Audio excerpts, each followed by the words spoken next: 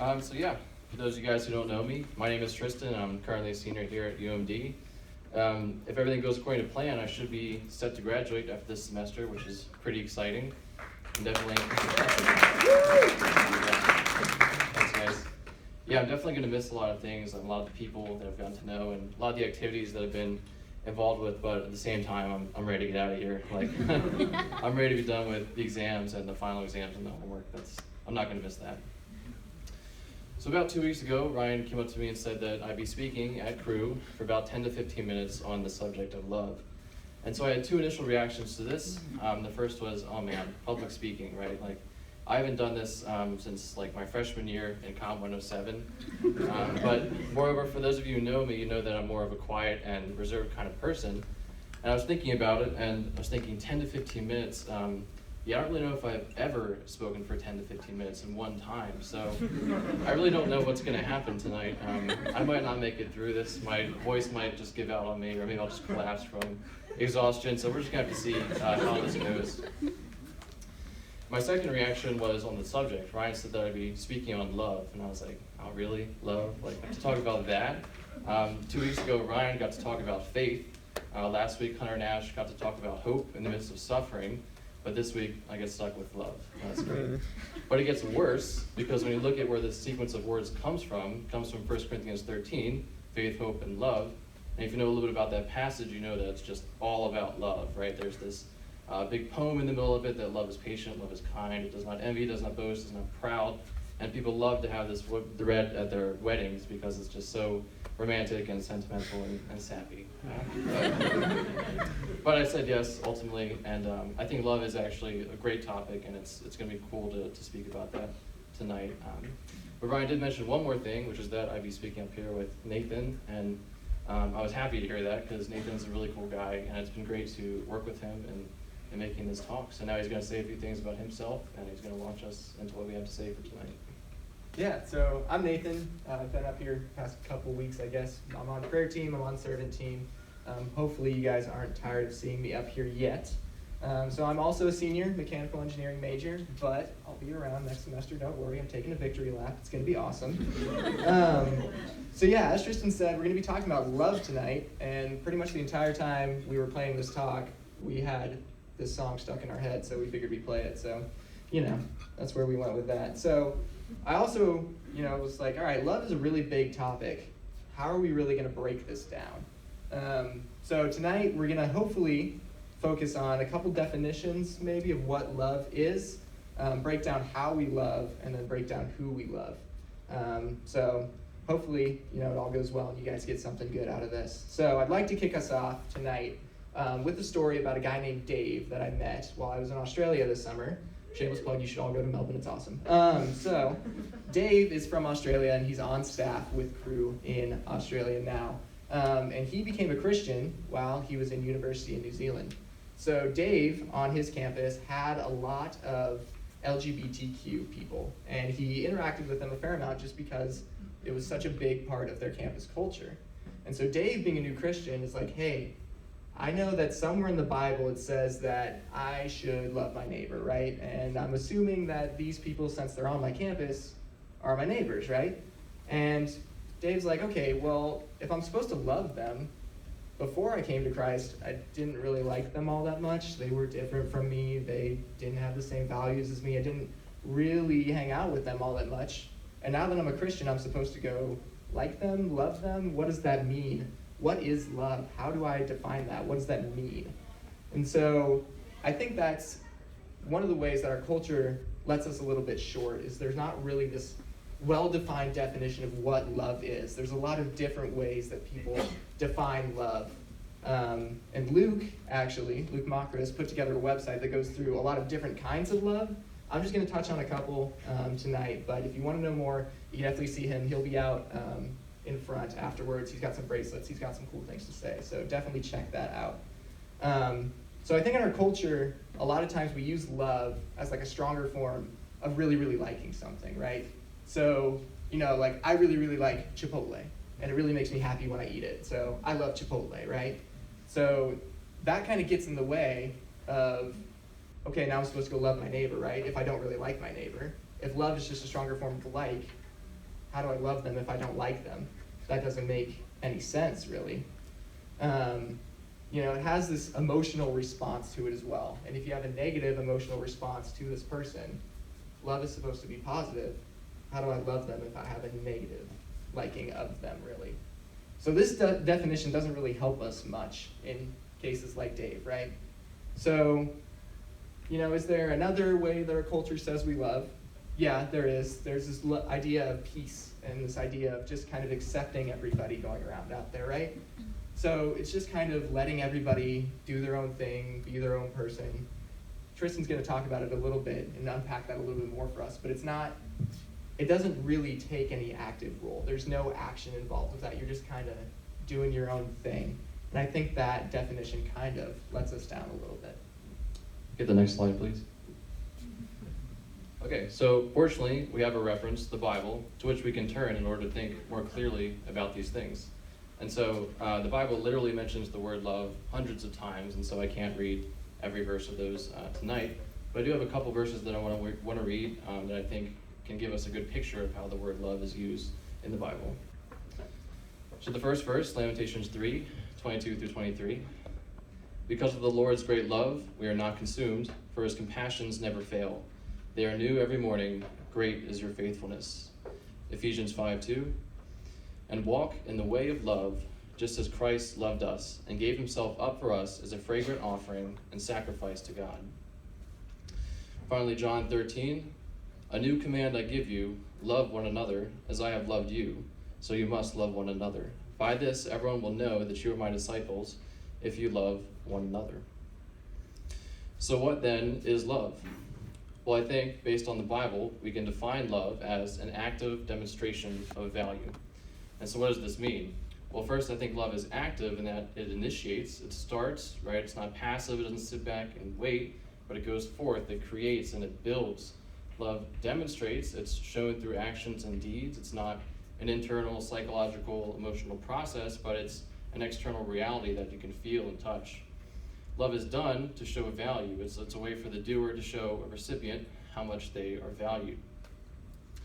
Now, the tricky part of this is that we have multiple loves. And this is a good thing. We were made to love many different things, but ultimately we only have so much time, so much energy, and so much of ourselves to give. And so we're forced to prioritize our loves. We're forced to order our loves. Now, it's important to order our loves correctly in order to be everything that we were made to be, in order to be fully human. But unfortunately, there's sin in the world, and sin bends our will, and it disorders our loves. I know for myself, intellectually, I've known this for a while. I was raised in a Christian household, but emotionally and living it out, it's been a different story at times. For me in high school, my dream was to become a professional ice hockey player. And I was really inspired by Tim Tebow. This is back when Tebow Mania was a thing, and Tebow was actually good at football and stuff like that. I wanted to do that for hockey, right? But what ended up happening, inevitably, I think, is that hockey became my soul love, my top love. And so ultimately God brought in some pain and some suffering into my life to show me the loves of my heart and to sort of reorient me towards him. I tell you this though, to illustrate my next point, which is that love is, that what you love defines what you are ultimately. That what you love, how you love it, how much of yourself you give to your loves is going to dictate your thoughts, your emotions, and your actions, and even your very self. Now, luckily for us Christians, God has given us a resource, once again, the Bible. And in the Bible, I think he clearly lays out what the order of our loves should be.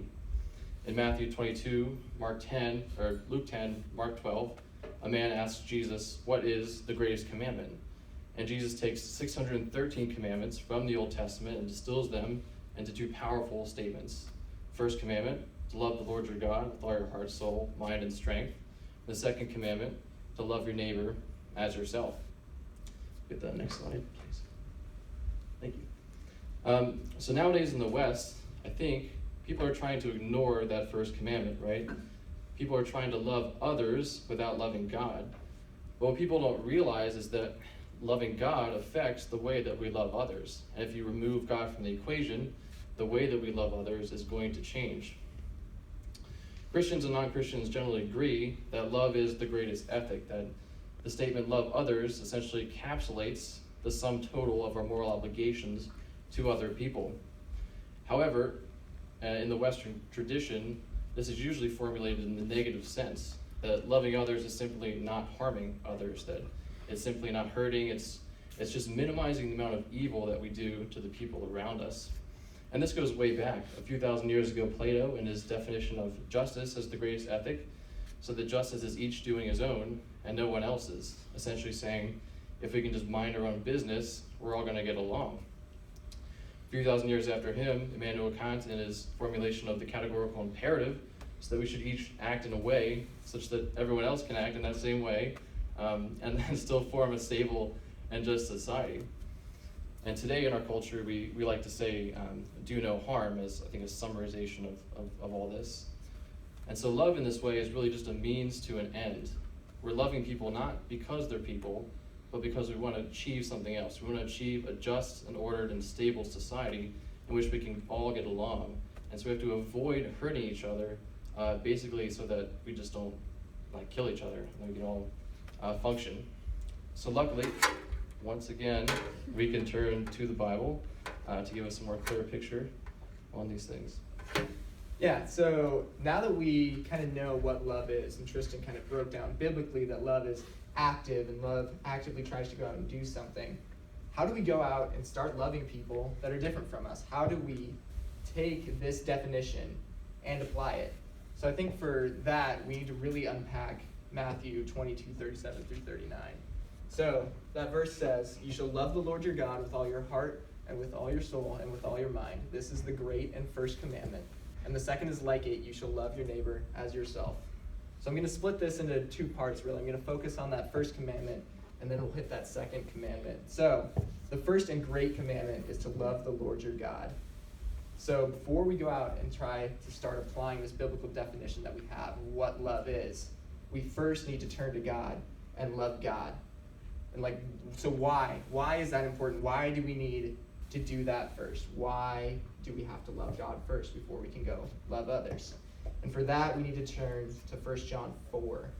And so verses 7 through 10 say, "Beloved, let us love one another, for love is from God, and whoever loves has been born of God and knows God. Anyone who does not love does not know God, because God is love. In this, the love of God was made manifest among us, that God sent his only Son into the world so that we might live through him. In this is love, not that we have loved God, but that he has loved us." So, and verse 19 says that, where are we at? 19. Boom. We love because he first loved us. So in these verses, we see that God is love, right? We love because he first loved us. We know love because Jesus came for us, and he came to love us first. And in that, we know what perfect love is. So, how do we love God then? How do I go about doing this first commandment? And so I think we need to turn back to that definition, what Tristan said. Where are your values? What are you prioritizing? And if we're supposed to love God first, we need to prioritize God. We need to value him first. And we need to seek him and spend time with him. Because your relationship, your love for something doesn't grow unless you spend time with that thing, invest in that relationship. So spending time in prayer, spending time in your Bible, really getting to know God and getting to know his love helps us to love God, and then ultimately helps us to love others, because we need God's Spirit in order to perfectly love our neighbors. So I think 4:15 through 17 sums up this pretty well when it says, "Whoever confesses that Jesus is the Son of God, God abides in him, and he in God. So we have come to know and to believe the love that God has for us. God is love, and whoever abides in love abides in God, and God abides in him. By this is love perfected with us, so that we may have confidence for the day of judgment. Because as he is, so also are we in this world." So if God is love, we need to love God, so we can be like him in this world. And so, okay, so now we love God, right? Now there's this second part of Matthew 22, where it says, "And the second is like it, you shall love your neighbor as yourself." okay, so now I know how to love God. I know I have to go take action to go love my neighbor, right? I know that I can now perfectly love them. But what does that action look like, right? And that's kind of what Dave ran into, right? So he's like, all right, cool. I'm studying the Bible. I'm spending time with God. I'm loving God. I feel like I'm loving God well. And I know what his love is. But I still don't really know how I'm supposed to go out and then love these people that I don't really like in the first place. I don't really understand how that all works. And so he said, all right, let's take a look at Jesus. Let's see how Jesus loved us, right? So sin, God doesn't like sin, but we do that every day, right? We sin, we rebel, we do things like this. And so God still loves us. He just doesn't like some of the things that we do. And that's okay. He still loves us, right? And so Jesus came to be with us, and then he died for us, and ultimately paid for our sins, right? So Dave's like, all right, well, I don't really think I can go die for these people and ultimately save them from their sins, but I can definitely go be with them and try that and see how that works, right? So he went and he was with them, and after a couple meetings, after a couple sessions, he came back and he's like, we still don't really agree. We still don't really get along super well, but we understand each other now. And I'd say that we love each other because we understand that we're people now. And part of that is really understanding that people are people and loving people for being people. So this next part here, this next quote is from The Weight of Glory. And how do we really love people? So we need to recognize that there are no ordinary people. You have never talked to a mere mortal. Nations, cultures, arts, civilizations, these are mortal, and their life is to ours as the life of a gnat. But it is immortals who we joke with, work with, marry, snub, and exploit. Immortal horrors or everlasting splendors. And that's by C.S. Lewis. You should all go read it because it's wonderful. And it's only a couple pages. It's free online. Anyway, so what does this mean, right? In the Bible, it says that, after we die, there's two places we go. We go heaven or we go hell. It's not for a little while. It's not just, we go there for a couple days and then we're done. It's whatever. It's for eternity. So these people that you're interacting with on a daily basis, it's not just all right, one and done, it's fine that I was mean to them, I'll never see them again, it doesn't matter. Like, no, that impacts them, that impacts their eternity in some small way. And you never know how much of an impact you'll have on these people, right? I think this was huge for me when I first read it, right? Because I was in that mindset too. I was like, all right, look, I didn't really interact with this person well. I was, kind of mean to them. I was having a bad day at work, it's whatever, I don't have to see them again. But really, these people are going to be around forever, and you are directly impacting them. You're directly impacting their eternity and where they end up. So I just want to hit on another point from The Weight of Glory as well, and it's this idea of unselfishness versus love too. So we see in Jesus' perfect love that he came to be with us, and he came to die for us, to pay for our sins, and to ultimately love us, right? And what C.S. Lewis kind of unpacks also in The Weight of Glory is that sometimes we focus on that sacrifice instead of that end, that love at the end, right? So we go, okay, I need to die to myself. So we go and we do that, right? But there's no end goal of that. We just go and we sacrifice, and we don't really think about whether that sacrifice is really loving someone. So love is something that's active. It's something that is for the good of this other person. And sometimes we get hung up on just sacrificing ourselves just to sacrifice ourselves. So. Next slide, please. So the question is, who do we love? In Luke chapter 10, after Jesus explains the two great commandments, the man who he was talking to asked a follow-up question. Who is my neighbor? In response to this, Jesus answers indirectly with what's known as the parable of the Good Samaritan. And I'm sure many of you know it. I'm not going to go through it all right now, but I do want to highlight the main point of this, which is that in this parable you see a Samaritan man helping a Jewish man. So back in the day, Jews hated Samaritans, and this is because a few hundred years prior to this, when the kingdom of Israel was split into a northern and southern half, the Assyrians came and conquered the northern kingdom, and they ended up intermarrying and taking on a lot of the Israelites ended up intermarrying with the Assyrians and taking along a lot of their religious practices and idols. And so these Samaritans were the direct descendants of those half Israelite, half Assyrian people. So the Jews saw Samaritans as half-breeds. They saw them as people who were less than fully human. And so to hear the story, the listener, the Jewish listener, would have been astounded. This would have been someone that he hated, someone who he reviled. But I think this really illustrates Jesus' main point. And what Jesus' point about who we should love is that we should love anyone and everyone who God puts in our life and who he gives us an opportunity to serve. And this might go so far as to loving those who hate you, loving those who persecute you and who revile you. In my own life, my sophomore year, I had a roommate, Ben, and we often like to talk about religion and politics and such. And one day we were having a conversation, and he said, "Tristan, I like the Christian ethic. I like that we should love others, but I think it goes too far. I don't think that we should love even our enemies. I think that's going to cost you. That's a mistake."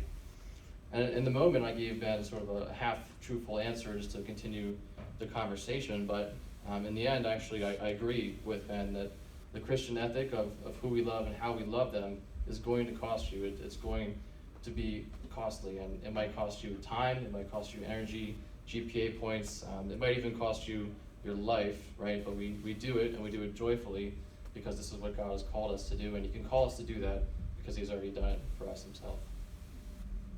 Yeah, so we just want to end tonight just with another story about Dave. So Dave, before he came to Christ, he was really big into the party scene on his campus, right? Him and his best friends went to house parties all the time. So they're at a house party one night with all these people that they want to like them. They're all putting on appearances, just having a good time, getting really drunk and just, doing normal house party, right? And during this house party, a couple people start talking and start insulting some of the members of the crew on their campus, right? And so everybody around him's kind of like, oh, okay, whatever, it's fine. But Dave's best friend hears this. And Dave's best friend gets up on top of a table, and he gets everybody's attention, and he says, "Hey, you know what? The next person who says anything bad about one of those people in crew, I will fight you." That's a little bit far, but he went on and he said, "Look, I don't agree with, everything they believe. I don't hang out with them regularly. I just see them around campus every so often. But I know for a fact that they love me, and they love me well for who I am. And so I don't think that we should be talking bad about them, because I know that they love us, and I know that they love you even though you've never met them." So Maryland Crew, what does that look like? What does that look like for us? Does our campus know that we love them? Would they be willing to do something like that for us? Would they be willing to do what Dave's friend did? Do they know that although we may never meet them, we may not interact with them very often, do they know that we love them? So we're going to invite the worship team to come back up, and then we're going to do a couple discussion questions here at the end.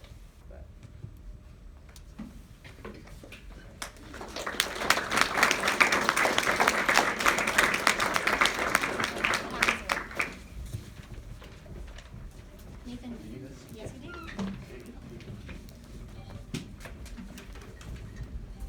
Could you guys please stand and join us for worship?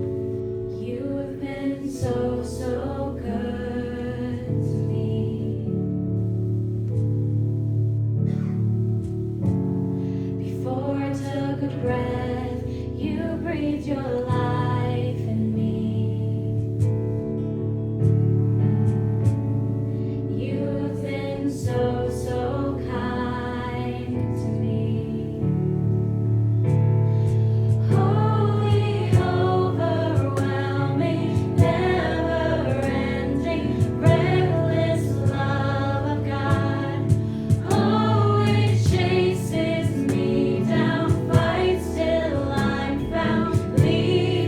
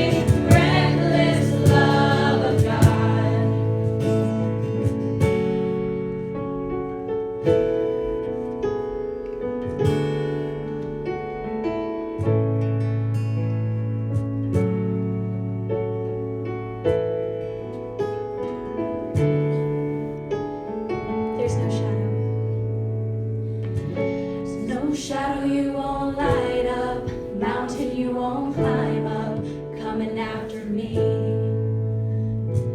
There's no wall you won't kick down, lie you won't tear down, coming after me.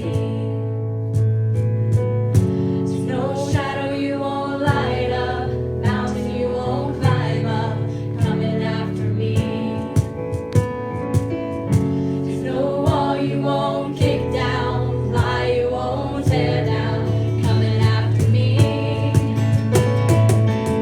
There's no shadow you won't light up, mountain you won't climb up, coming after me. There's no wall you won't kick down, lie you won't tear down, coming after me.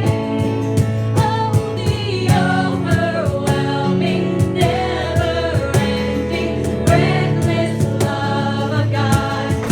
Oh, it chases me down, fights till I'm found, leaves the 99. And I couldn't earn it, I don't deserve it, still you gave yourself away. Oh, the overwhelming, never-ending, reckless love of God. There's no shadow. There's no shadow you won't light up, mountain you won't climb up, coming after me. No wall you won't kick down, lie you won't tear down, coming after me. No shadow you won't light up, mountain you won't climb up, coming after me. No wall you won't kick down, lie you won't tear down, coming after me. Oh, the overwhelming, never-ending, reckless love of God. Oh, it chases me down, fights till I'm found, leaves the 99. I couldn't earn it, I don't deserve it, still you gave yourself away. Oh, the overwhelming, never-ending, reckless love of God.